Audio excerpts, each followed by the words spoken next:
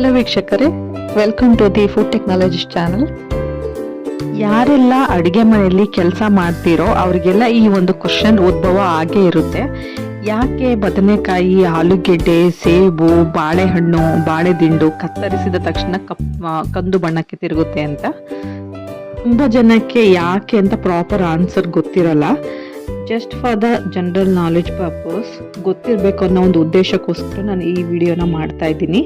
ಹಾಗಾದರೆ what is the scientific reason behind it, ಅಂದರೆ ವೈಜ್ಞಾನಿಕ ಕಾರಣ ಏನು, ಮತ್ತು ಇದು ಕಂದು ಬಣ್ಣಕ್ಕೆ ತಿರುಗುವುದನ್ನು ತಡೆಯಲು ಸರಳ ಟಿಪ್ಸ್ಗಳ ಬಗ್ಗೆ ಮಾಹಿತಿಯನ್ನು ಕೊಡ್ತಾ ಇದ್ದೀನಿ. ಅದಕ್ಕೂ ಮುಂಚೆ ನೀವೇನಾದರೂ ನನ್ನ ವಿಡಿಯೋನ ಫಸ್ಟ್ ಟೈಮ್ ನೋಡ್ತಾ ಇದ್ದರೆ ನನ್ನ ಚಾನಲ್ನ ಸಬ್ಸ್ಕ್ರೈಬ್ ಮಾಡಿ. ಸಾಮಾನ್ಯವಾಗಿ ಎಲ್ಲ ಹಣ್ಣು ಮತ್ತು ತರಕಾರಿಗಳು ಹೆಚ್ಚಿದ ತಕ್ಷಣ ಕಂದು ಬಣ್ಣಕ್ಕೆ ತಿರುಗೋದಿಲ್ಲ. ಕೇವಲ ಕೆಲವೊಂದು ಹಣ್ಣು ಮತ್ತು ತರಕಾರಿಗಳು ಕಟ್ ಮಾಡಿದ ತಕ್ಷಣ ಕಂದು ಬಣ್ಣಕ್ಕೆ ತಿರುಗುತ್ತೆ.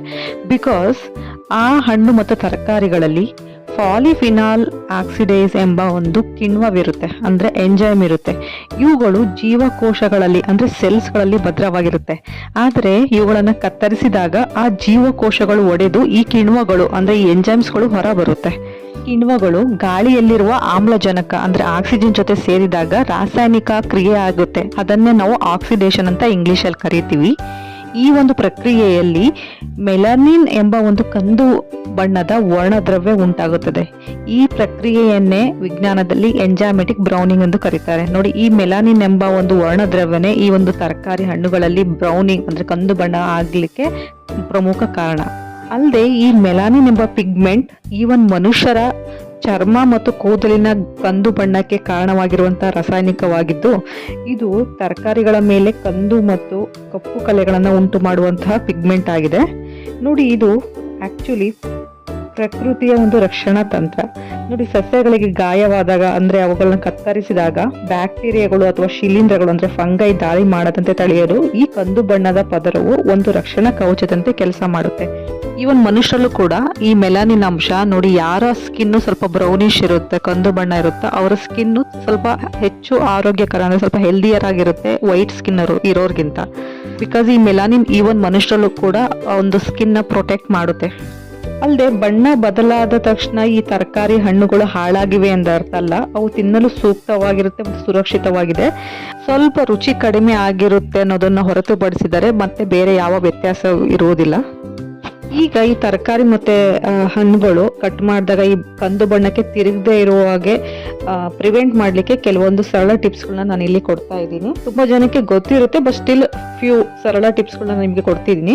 ಈ ಕಂದು ಬಣ್ಣ ಆಗೋದನ್ನ ಪ್ರಿವೆಂಟ್ ಮಾಡಬೇಕು ಅಂದ್ರೆ ಮೇನ್ ಆಗಿ ನಾವು ಈ ಒಂದು ಗಾಳಿಯ ಜೊತೆಗೆ ಸಂಪರ್ಕ ಆಗೋದನ್ನ ತಪ್ಪಿಸ್ಬೇಕು. ಯಾಕೆಂದ್ರೆ ಗಾಳಿಯಲ್ಲಿರುವಂತಹ ಆಕ್ಸಿಜನ್ ಇಂದ ತಾನೇ ಈ ಆಕ್ಸಿಡೇಷನ್ ಆಗಿ ಕಂದು ಬಣ್ಣಕ್ಕೆ ತಿರುಗೋದು. ಸೊ ಹಾಗಾಗಿ ನೋಡಿ, ಉಪ್ಪು ನೀರಿನಲ್ಲಿ ನೆನೆಸಿ ಇಡಬೇಕು. ಅಂದ್ರೆ ಕತ್ತರಿಸಿದ ತಕ್ಷಣ ಬದನೆಕಾಯಿ ಆಗಿರ್ಬೋದು ಅಥವಾ ಆಲೂಗೆಡ್ಡೆ ಆಗಿರ್ಬೋದು ಉಪ್ಪು ನೀರಿನಲ್ಲಿ ಅಥವಾ ಪ್ಲೇನ್ ವಾಟರ್ ಅಲ್ಲಿ ಮುಳುಗಿಸೋದ್ರಿಂದ ಇದು ಆಮ್ಲಜನಕದ ಸಂಪರ್ಕವನ್ನು ತಪ್ಪಿಸಬಹುದು. ಸೆಕೆಂಡ್ ಟಿಪ್ಸ್ ಏನಪ್ಪಾ ಅಂದ್ರೆ ನಿಂಬೆ ರಸದ ಬಳಕೆ. ನೋಡಿ, ನಿಂಬೆ ರಸ ಬೆರೆಸಿದ ನೀರು ಅಥವಾ ನಿಂಬೆ ರಸವನ್ನ ಅದ್ದಿ ಇಡೋದ್ರಿಂದ ಈ ಒಂದು ನಿಂಬೆ ರಸದಲ್ಲಿರುವಂತಹ ವಿಟಮಿನ್ ಸಿ ಮತ್ತೆ ಸಿಟ್ರಿಕ್ ಆಸಿಡ್ ಆಮ್ಲ ಆಕ್ಸಿಡೇಷನ್ ಅನ್ನ ಅಂದ್ರೆ ಆಕ್ಸಿಡೀಕರಣವನ್ನ ತಡೆಯುತ್ತೆ.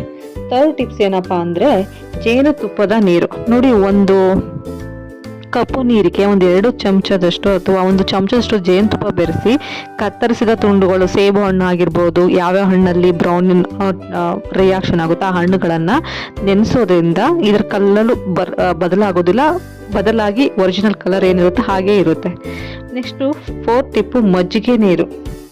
ನೋಡಿ, ಈ ಬಾಳೆ ದಿಂಡನ್ನ ಕತ್ತರಿಸಿದ ತಕ್ಷಣ ಮಜ್ಜಿಗೆ ಬೆರೆಸಿದ ನೀರಿಗೆ ಹಾಕೋದ್ರಿಂದ ಇದು ಕಪ್ಪಾಗುವುದಿಲ್ಲ, ಯಾಕಂದ್ರೆ ಇದರಲ್ಲಿ ಆಕ್ಸಿಡೇಷನ್ ಪ್ರೋಸೆಸ್ ನಡೆಯೋದಿಲ್ಲ. ಹಾಗಾಗಿ this is also one of the best tips ಅಂತ ಹೇಳ್ಬೋದು.